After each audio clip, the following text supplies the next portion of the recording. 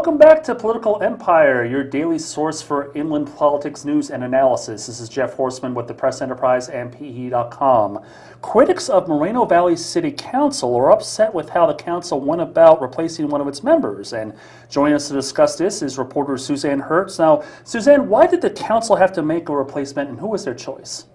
Well, the city council needed to either appoint someone or set an election or possibly take no action, which would have then called for an election to replace Marcelo Coe on the city council after he resigned in August.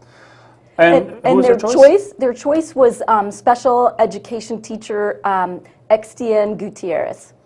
All right, now what was it about this process that has people upset?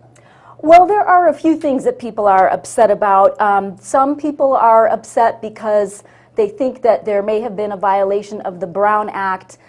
There really was no discussion at all over how the council would go about filling that seat, and there also was no discussion about Extian Gutierrez. He wasn't even introduced, didn't come up to a podium, did not answer any questions from council members during the September 24th meeting in which he was voted in as the new appointment.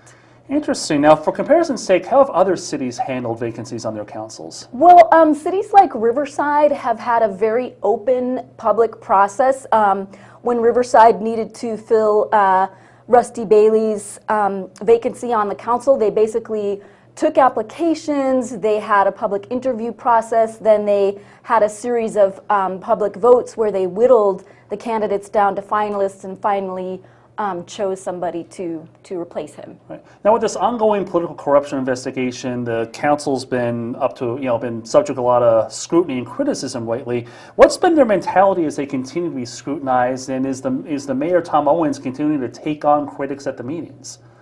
Well, I was able to talk with Councilwoman Victoria Baca, who nominated Extian Gutierrez a little bit after the vote was taken. However, Mayor Owens didn't return phone calls or respond to an email requesting comments. So this appointment was just made on Tuesday. There has not been, Tuesday of last week, there has not been another city council meeting since that time. So it remains to be seen, next week what the mayor or other people at the council will have to say.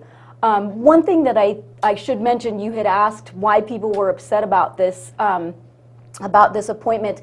The other reason that people are upset is because there are questions over whether Extian Gutierrez actually lives within the required district boundaries. Some people, including an election law expert who was hired by some of the District 4 residents, say that Gutierrez must live within the district boundaries that were in effect when Marcelo Coe was elected in 2010. However, Gutierrez lives in the District 4 boundaries that were approved by the City Council in 2011, and some experts are saying that those boundaries don't actually take effect until 2014. All right, now what kind of perspective could Gutierrez bring to the council? Well, Extian Gutierrez is young, he is Latino, he is a teacher, and he's Democratic. So he is a good 15 to 20 years younger than the rest of the people who are currently on the city council, and he's also been involved with the Young Democrats for some time. All right, well, thank you very much, Suzanne, appreciate it. Sure. And thank you for watching Political Empire. We'll see you next time.